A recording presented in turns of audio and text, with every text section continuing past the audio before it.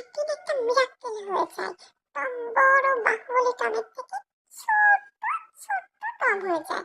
তারপর Jerry Baahubali Jerry হয়ে যায়। সে টমকে সিন্ধুকের মধ্যে থেকে নিয়ে এসে গোল করে ডিসাম ডিসাম করে মারতে থাকে আর তাকে ঘুরিয়ে ঘুরিয়ে ফেলতে থাকে। তারপর হঠাৎই জেরি ছোট্ট জেরি হয়ে যায়। তারপর সে একটা দুধ খেয়ে জেরি আবার বাহুবলী জেরি হয়ে যায়। তারপর টমকে তুলে কাপড় কাচার মতো ডিসাম ডিসাম করে মারতে থাকে।